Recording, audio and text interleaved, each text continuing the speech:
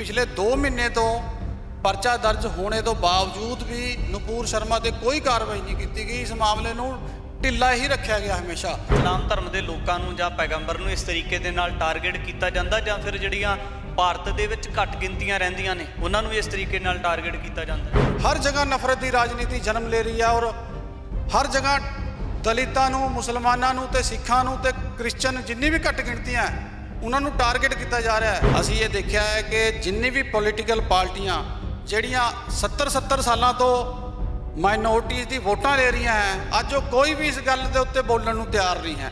Political पार्टियां नूं सिर्फ साडी वोटां चाहीदियां, साडे मैटर दे विच कोई भी बोलण नूं तैयार नहीं है ते साडे मोढे नाल मोढा लाण नूं कोई भी पार्टी तैयार नहीं है। सिर्फ उन्हां नूं साडी वोटां चाहीदियां और इस तो इलावा ना जिहड़ी भी साडी लड़ाई होएगी इहदा मतलब ये है कि साडी लड़ाई सानूं खुद अपने पैरां ते खड़ के लड़नी पैनी है।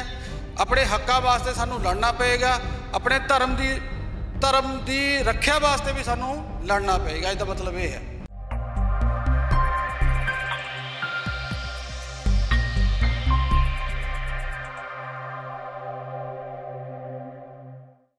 आम करके मन्निया जाता कि भारत दे विच बहुत धर्मां दे लोग रहिंदे आ, पर हर बंदे नूं अपने धर्म के अनुसार जिंदगी जीउण दा जिहड़ा हक है। पर किते ना किते जिहड़े गैर धर्मां दे लोग है जदों विवादित टिप्पणियां उस धर्म के खिलाफ करते हैं तो बहुत वड्डे सवालिया चिन्ह लग जाते हैं कि जिहड़े विवादित टिप्पणियां करन वाले खासम खास लोग ने उन्हां नूं ये किस तरीके की आज़ादी है कि वो अपने तरीके दे नाल किसी धर्म की आलोचना कर सकते हैं। आलोचना की हद टप्पदे हुए उस पैगंबर दे निजी जिंदगी नूं किते ना किते टारगेट बनाया जाता है। तो पिछले कुछ दिनों तो लगातार मामला भखिया होया है। नूपुर शर्मा बीजेपी के तर्जमान रहे ने और लगातार उन्होंने वालों 26 मई नूं जिहड़ा एक इंटरव्यू के दौरान विवादित टिप्पणी हज़रत मुहम्मद साहिब के उपर की जाती है। इस टिप्पणी नूं कोर्ट दे विच किते ना किते लिजाया जाता है। तो उस दरम्यान जिहड़ा सुप्रीम कोर्ट वालों हाल दे विच जिहड़ा फैसला आउंदा है वो नूपुर शर्मा की गिरफ्तारी के उपर रोक लगा के जिहड़े वख-वख सूबियां दीयां सरकारां ने उन्हां नूं एक खास ताकीद की जाती है कि उन्हां दे विरुद्ध इस तरीके की कोई भी कार्रवाई नहीं की जाएगी। और जिहड़ा अगला फैसला है वो 10 अगस्त का अगला फैसला पा दिता गया है। इस विषय के उपर गलबात करांगे। साडे नाल गलबात करन वास्ते ताज मुहम्मद इस्लाम धर्म के नाल संबंधित ने वो जुड़े हुए ने, उन्हां दे नाल गलबात कर लैंदे आ। मुहम्मद साहब, सब तो पहला वड्डा सवाल है हाल दे विच जिहड़ा सुप्रीम कोर्ट का फैसला आया किवें देखदे हो? सब तो पहले सुप्रीम कोर्ट तो फैसले तो भी पहले मैं एक गल इहदी बैक च मैं जाना चाहना कि बड़ी हैरानकुन गल है कि तकरीबन 2 महीने तो ज़्यादा इस मैटर नूं हो गए हैं तो उन्होंने उपर FIR दर्ज हुई है। नूपुर शर्मा ने बयान दिता, पूरी दुनिया च देश च पूरी दुनिया च रौला पिया तो उन्होंने उपर FIR हुई तो बड़ी हैरानकुन गल है कि उन्होंने गिरफ्तारी नहीं हुई। तो जद कि असी देखते हैं कि होर मामलों के विच पुलिस जो है वो फटाफट कार्रवाई करती है। अगर किसी दूजी स्टेट तो भी चक के लियाना हो बंदे नूं तां फटाफट चक के लियाती है, जद कि इस मामले के विच बड़ी ढिल बरती गई, बड़ी नरमी बरती गई। ये बड़ी दुखदाई गल है। तो उस तो बाद असी ये देखते हैं कि कोर्ट ने तकरीबन 20 दिन पहले भी ये सुप्रीम कोर्ट ने एक इहदे उपर टिप्पणियां कीती सी, एक फैसला दिता सी कि नूपुर शर्मा के बयाना करके पूरे देश दे विच अग लग गई है, माहौल देश का खराब होया है। तो नूपुर शर्मा नूं इहदे वास्ते माफ़ी मंगनी चाहिदी है पूरे देश तो, नैशनल मीडिया ते आके। ये सुप्रीम कोर्ट ने कहा सी ये। ते हुण असी देख रहे हैं कि इनू फिर इस मामले नूं ढिल दिती जा रही है तो उहदी गिरफ्तारी ते रोक लगाई गई है। जिहड़ा हुण फैसला होया है ये बड़ा हैरानकुन फैसला है, बड़ा आश्चर्यचकित फैसला है। जे आपां भारत के कानून की गल लईए वख-वख धरावां कायम कीतियां जांदियां ने जिहदे विच 295 है कि किसी गैर धर्म दीयां भावनावां नूं भड़काउण नूं लैके तुहाडे उपर 295 के अधीन इस तरह दीयां कार्रवाइयां कीतियां जा सकदियां। आम लोगों वास्ते कानून बनिया पर नूपुर शर्मा वास्ते 295 क्यों नहीं? ਉਹੀ मैं जी हुण गल कीती कि आपां देख रहे हैं पिछले 2 महीने तो परचा दर्ज होने तो बावजूद भी नूपुर शर्मा ते कोई कार्रवाई नहीं की गई। इस मामले नूं ढिला ही रखा गया हमेशा, जबकि पूरे इंडिया के एहतजाज होए हैं, जगह जगह एहतजाज होए कि नूपुर शर्मा की गिरफ्तारी की जाए, जल्द तो जल्द मंग की गई। स्टेटां दी सरकारां नूं मैमोरेंडम दिते गए ते गवर्नर तक मैमोरेंडम दिते गए कि नूपुर शर्मा की जल्द तो जल्द गिरफ्तारी की जाए। उन्होंने इस ये जिहड़ा उन्हें कृत्य है गलत काम किया उहदे वास्ते उन्होंने सज़ा मिलनी चाहिए है। लेकिन इस मामले दे विच बहुत ही ज़्यादा ढिल वरती गई। ये सब तो ज़्यादा ये जिहड़ी लटकाने वाला जिहड़ा पुलिस वालों ये मामला लटकाने वाला होया, जबकि असी देखते दूजे अगर कोई मामला होंदा तो फटाफट पुलिस रातों रात जाती है तो गिरफ्तार करके ले आती है बंदे नूं। इस्लाम धर्म के लोगों नूं जां पैगंबर नूं इस तरीके दे नाल टारगेट किया जाता, जां फिर जिहड़ियां भारत दे विच घट गिनतियां रहिंदियां ने उन्हां नूं भी इस तरीके नाल टारगेट किया जाता है? असी पिछले तकरीबन कई सालों तो ये देख रहे हैं कि देश दे विच लगातार इदां दी घटनाएं होईयां जिथे घट गिणतियां नूं चिन्हित करके उन्होंने उपर हमले होए हैं। चाहे असी कोई पिछले कुछ सालों के मामले देख लिए, चाहे अज तक असी ये देखिए भी जिन्हों ने बाबरी मस्जिद नूं ढाया सी उन्होंने अज तक उहदी सज़ा नहीं मिली। तो लगातार पिछले कुछ समय तो असी देखिए कि किवें देश दे विच जहर घोली जा रही है, नफरत की राजनीति हर जगह नफरत की राजनीति जन्म ले रही है और हर जगह दलितां नूं, मुसलमानां नूं ते सिखां नूं ते क्रिश्चन जिन्नी भी घट गिणती हैं उन्होंने टारगेट किया जा रहा है। कदे धर्म संसद दे विच गलत बयानबाजी इस्लाम के खिलाफ की गई है, उत्थे असी देखा भी किवें इस्लाम नूं टारगेट करा जा रहा है। कदे असी नैशनल मीडिया ते असी देखते हैं कि किवें डिबेट होंदी है और मतलब जलीलो खार किया जाता है। असी देखते हैं कि राजस्थान दे विच पिछे दी एक घटना है कि एक फौजी दलित फौजी सी, उन्होंने अपनी घोड़ी ते चढ़ के जाने वास्ते उन्होंने सुरक्षा लेनी पई। उन्होंने मतलब ये हालात जिहड़ा है नफरत का साडे समाज दे विच हो रहा है।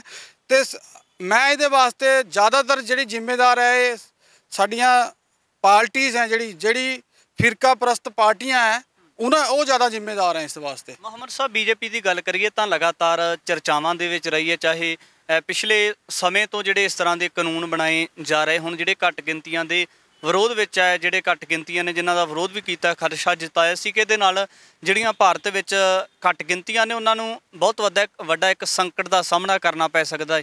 तां बीजेपी दे नाल संबंधित उन्हां दे तर्जमान ने मुख बुलारा ने नूपुर शर्मा इस तरीके की विवादित टिप्पणी करनी पिछे मंशा की नज़र आउंदी तुहानूं? मंशा यही है जी, बस पोलराइजेशन करनी तो नफरत नूं फैलाना, नफरत नूं बढ़ावा देना।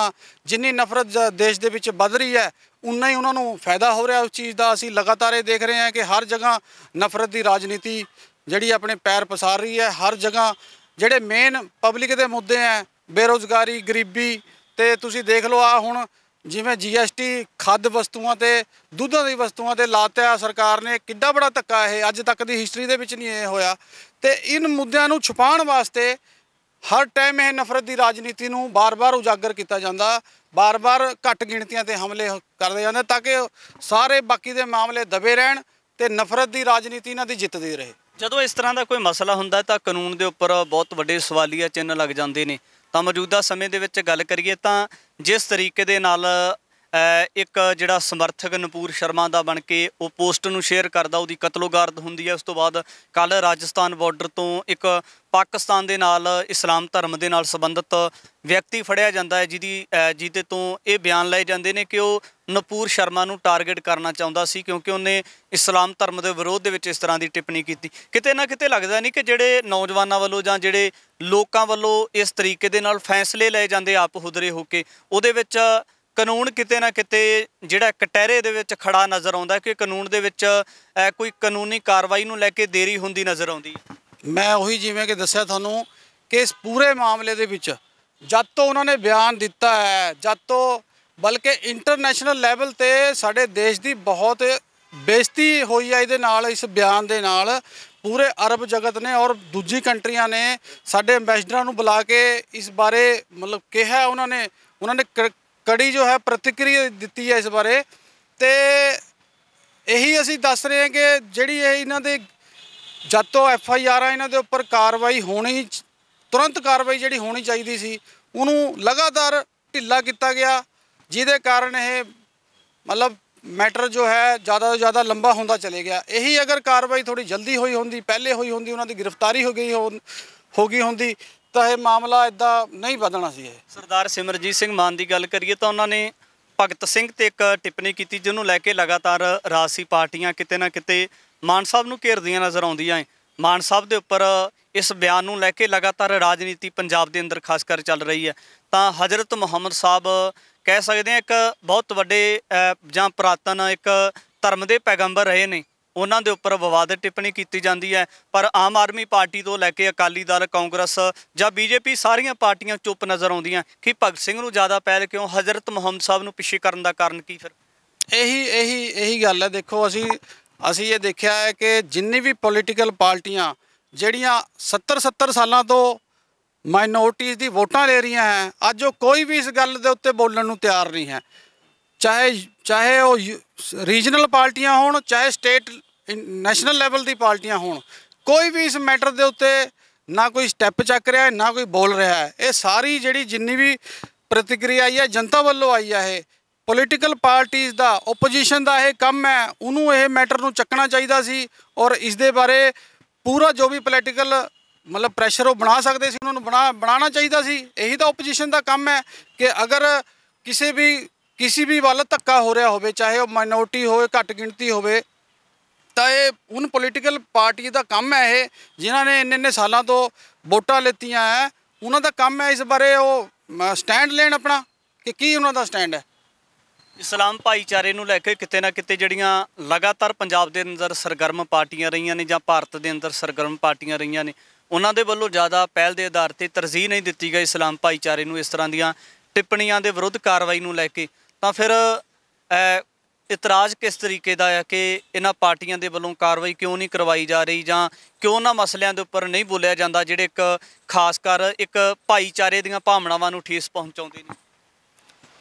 ਇਹਦਾ ਮਤਲਬ ਇਹ ਸਾਫ਼ ਹੈ ਕਿ ਪੋਲੀਟੀਕਲ ਪਾਰਟੀਆਂ ਨੂੰ ਸਿਰਫ ਸਾਡੀ ਵੋਟਾਂ ਚਾਹੀਦੀਆਂ, ਸਾਡੇ ਮੈਟਰ ਦੇ ਵਿੱਚ ਕੋਈ ਵੀ ਬੋਲਣ ਨੂੰ ਤਿਆਰ ਨਹੀਂ ਹੈ ਤੇ ਸਾਡੇ ਮੋਢੇ ਨਾਲ ਮੋਢਾ ਲਾਉਣ ਨੂੰ ਕੋਈ ਵੀ ਪਾਰਟੀ ਤਿਆਰ ਨਹੀਂ ਹੈ। ਸਿਰਫ ਉਹਨਾਂ ਨੂੰ ਸਾਡੀ ਵੋਟਾਂ ਚਾਹੀਦੀਆਂ। ਹੋਰ ਇਸ ਤੋਂ ਇਲਾਵਾ ਨਾ ਜਿਹੜੀ ਵੀ ਸਾਡੀ ਲੜਾਈ ਹੋਏਗੀ, ਇਹਦਾ ਮਤਲਬ ਇਹ ਹੈ ਕਿ ਸਾਡੀ ਲੜਾਈ ਸਾਨੂੰ ਖੁਦ ਆਪਣੇ ਪੈਰਾਂ 'ਤੇ ਖੜ੍ਹ ਕੇ ਲੜਨੀ ਪੈਣੀ ਹੈ। ਆਪਣੇ ਹੱਕਾਂ ਵਾਸਤੇ ਸਾਨੂੰ ਲੜਨਾ ਪਏਗਾ, ਆਪਣੇ ਧਰਮ ਦੀ ਰੱਖਿਆ ਵਾਸਤੇ ਵੀ ਸਾਨੂੰ ਲੜਨਾ ਪਏਗਾ। ਇਹਦਾ ਮਤਲਬ ਇਹ ਹੈ। ਸੱਤਾ ਵਿੱਚ ਆਉਣ ਤੋਂ ਪਹਿਲਾਂ ਆਮ ਆਦਮੀ ਪਾਰਟੀ ਦੇ ਸੁਪਰੀਮੋ ਅਰਵਿੰਦ ਕੇਜਰੀਵਾਲ ਕਹਿੰਦੇ ਸੀ ਕਿ ਧਰਮ ਕੀ ਰਾਜਨੀਤੀ ਨਹੀਂ ਚੱਲੇਗੀ। ਹੁਣ ਅਰਵਿੰਦ ਕੇਜਰੀਵਾਲ ਦੀ ਇਸ ਬਿਆਨ ਨੂੰ ਲੈ ਕੇ ਕੋਈ ਸਟੇਟਮੈਂਟ ਨਹੀਂ ਆਈ। ਸੁਪਰੀਮ ਕੋਰਟ ਦੇ ਵੱਲੋਂ ਇੰਨਾ ਵੱਡਾ ਫੈਸਲਾ ਸੁਣਾ ਦਿੱਤਾ ਜਾਂਦਾ ਹੈ ਤਾਂ ਇੰਨੇ ਵੱਡੇ ਜਿਹੜੇ ਦਿੱਗਜ ਲੀਡਰ ਆਪਣੇ ਆਪ ਨੂੰ ਮੰਨਦੇ ਨੇ, ਉਹਨਾਂ ਦੇ ਵੱਲੋਂ ਇਸ ਤਰ੍ਹਾਂ ਦੀ ਕੋਈ ਸਟੇਟਮੈਂਟ ਨਾ ਆਉਣਾ ਕਿ ਉਹਨਾਂ ਦੇ ਵੱਲੋਂ ਇੱਕ ਧਿਰ ਨੂੰ ਖੁਸ਼ ਕਰਨ ਦੇ ਯਤਨ ਕੀਤੇ ਜਾ ਰਹੇ ਨੇ। ਬਿਲਕੁਲ ਜੀ, ਇਹ ਬਿਲਕੁਲ ਮੈਂ ਇਸ ਗੱਲ ਨਾਲ ਤੁਹਾਡੇ ਇਤਫਾਕ ਰੱਖਦਾ ਕਿ ਨਾ ਕੇਵਲ ਅਰਵਿੰਦ ਕੇਜਰੀਵਾਲ, ਮੈਂ ਕਹਿੰਦਾ ਇਹ ਤੁਹਾਡੇ ਮੁਲਾਇਮ ਸਿੰਘ ਹੋ ਗਏ, ਇਹਨਾਂ ਦੇ ਬੇਟੇ ਹੋ ਗਏ ਜਾਂ ਹੋਰ ਜਿੰਨੀ ਵੀ ਰੀਜਨਲ ਪਾਰਟੀਆਂ ਜਿਹੜੀ ਆਪਣੇ ਆਪ ਨੂੰ ਕਹਿੰਦੇ ਸੀ ਕਿ ਬਈ ਅਸੀਂ ਤੁਹਾਡੇ ਭਾਈ ਭਰਾ ਬਣ ਕੇ ਸਾਡੇ ਹਮੇਸ਼ਾ ਖੜੇ ਰਹਿੰਦੇ ਸੀ, ਕਹਿੰਦੇ ਸੀ ਵੀ ਅਸੀਂ ਤੁਹਾਡੇ ਭਰਾ ਹੈ, ਤੁਹਾਡੇ ਨਾਲ ਖੜਾਂਗੇ। ਅੱਜ ਕੋਈ ਪਾਰਟੀ ਸਾਡੇ ਨਾਲ ਖੜਨ ਨੂੰ ਨਹੀਂ, ਇਸ ਮੈਟਰ ਦੇ ਵਿੱਚ ਬਿਲਕੁਲ ਸਾਡਾ ਸਾਥ ਨਹੀਂ ਦੇ ਰਹੀ ਹੈ। ਸਾਰੀ ਚੁੱਪੀ ਸਾਧ ਕੇ ਬੈਠੇ ਨੇ ਤੇ ਇਹਦਾ ਅਸੀਂ ਲਗਾਤਾਰ ਪਿਛਲੇ ਜਦੋਂ CA NRC ਦੇ ਪ੍ਰੋਟੈਸਟ ਹੋਏ ਸੀ, ਅਸੀਂ ਉਦੋਂ ਤੋਂ ਹੀ ਦੇਖ ਰਹੇ ਹਾਂ ਕਿ ਸਾਡੇ ਕਿਵੇਂ ਜਾਮੀਆ ਦੇ ਸਟੂਡੈਂਟਸ ਦੇ ਉੱਤੇ ਕਿਵੇਂ ਲਾਠੀ ਚਾਰਜ ਕੀਤਾ ਗਿਆ। ਉਸ ਤੋਂ ਬਾਅਦ ਪੂਰੇ ਦੇਸ਼ 'ਚ ਇਹ ਪ੍ਰੋਟੈਸਟ ਫੈਲੇ ਤੇ ਉਸ ਤੋਂ ਬਾਅਦ ਤੁਸੀਂ ਇਹ ਵੀ ਦੇਖਿਆ ਕਿ ਜਿਹੜੇ ਸਾਡੇ ਬੱਚਿਆਂ ਦੇ ਮਤਲਬ ਦਿੱਲੀ ਦੇ ਪ੍ਰੋਟੈਸਟ ਜਿਹੜੇ ਸੀ, ਜਿਹੜੇ ਕਰਨੇ ਵਾਲੇ ਸੀ ਉਹਨਾਂ ਦੇ ਉੱਪਰ ਉਹਨਾਂ ਦੀ ਗ੍ਰਿਫਤਾਰੀਆਂ ਹੋਈਆਂ, ਉਹਨਾਂ ਦੇ ਉੱਪਰ UAPA ਵਰਗੇ ਕਾਨੂੰਨ ਲਗਾ ਕੇ ਉਹਨਾਂ ਨੂੰ ਅੰਦਰ ਠੋਕਿਆ ਹੋਇਆ। ਕੋਈ ਇਸ ਬਾਰੇ ਚਰਚਾ ਨਹੀਂ ਕਰਦਾ, ਕੋਈ ਪੋਲੀਟੀਕਲ ਪਾਰਟੀ ਇਸ ਗੱਲ ਨੂੰ ਨਹੀਂ ਚੱਕਦੀ। ਤੇ ਇਹਦੇ ਨਾਲ ਸਾਫ਼ ਹੈ ਕਿ ਸਾਡੀ ਲੜਾਈ ਸਾਨੂੰ ਆਪਣੇ ਪੈਰਾਂ 'ਤੇ ਖੜਾ ਹੋਣਾ ਪਏਗਾ। ਘੱਟ ਗਿਣਤੀਆਂ ਨੂੰ ਆਪਸ 'ਚ ਮਿਲ ਜੁਲ ਕੇ ਇਹ ਜਿਹੜੀ ਸੰਪਰਦਾਇਕ ਤਾਕਤਾਂ ਇਹਦੇ ਖਿਲਾਫ ਸਾਨੂੰ ਲੜਨਾ ਪਊਗਾ। ਆਉਣ ਵਾਲੇ ਦਿਨਾਂ ਦੇ ਵਿੱਚ ਜਿਹੜੇ 10 ਅਗਸਤ ਨੂੰ ਪਟੀਸ਼ਨ ਦੇ ਉੱਪਰ ਸੁਣਵਾਈ ਹੋਣ ਜਾ ਰਹੀ ਹੈ, ਉਹ ਸੁਪਰੀਮ ਕੋਰਟ ਦੇ ਵੱਲੋਂ ਸੁਣਵਾਈ ਹੋਵੇਗੀ। ਤੁਹਾਡੇ ਭਾਈਚਾਰੇ ਨੂੰ ਕੋਈ ਆਸ ਹੈ ਕਿ ਤੁਹਾਡੇ ਹੱਕ ਦੇ ਵਿੱਚ ਜਿਹੜਾ ਸੁਪਰੀਮ ਕੋਰਟ ਵੱਲੋਂ ਕੋਈ ਫੈਸਲਾ ਆਵੇਗਾ ਜਾਂ ਨਪੂਰ ਸ਼ਰਮਾ ਦੇ ਹੱਕ ਦੇ ਵਿੱਚ ਆਵੇਗਾ? ਦੇਖੋ ਜੀ, ਇਹ ਤਾਂ ਆਉਣ ਵਾਲਾ ਵਕਤ ਹੀ ਬਤਾਊਗਾ। ਬਾਕੀ ਅਸੀਂ ਆਸ ਰੱਖਦੇ ਹਾਂ ਕਿ ਕਾਨੂੰਨ ਆਪਣਾ ਕੰਮ ਕਰੇ। ਅਸੀਂ ਇਹੀ ਉਮੀਦ ਕਰਦੇ ਹਾਂ ਕਿ ਕਾਨੂੰਨ ਆਪਣਾ ਕੰਮ ਕਰੇ ਤੇ ਜਿਹੜਾ ਦੋਸ਼ੀ ਹੈ ਉਹਨੂੰ ਸਜ਼ਾ ਮਿਲੇ ਤੇ ਇਹੀ ਅਸੀਂ ਆਸ ਰੱਖਦੇ ਹਾਂ ਸੁਪਰੀਮ ਕੋਰਟ ਤੋਂ ਵੀ ਤੇ ਦੂਜੇ ਜਿੰਨੇ ਵੀ ਕਾਨੂੰਨ ਦੇ ਜੋ ਵੀ ਇਦਾਰੇ ਹੈ ਉਹਨਾਂ ਸਭ ਤੋਂ ਅਸੀਂ ਉਮੀਦ ਰੱਖਦੇ ਹਾਂ ਕਿ ਕਾਨੂੰਨ ਆਪਣਾ ਸਹੀ ਢੰਗ ਨਾਲ ਕੰਮ ਕਰੇ।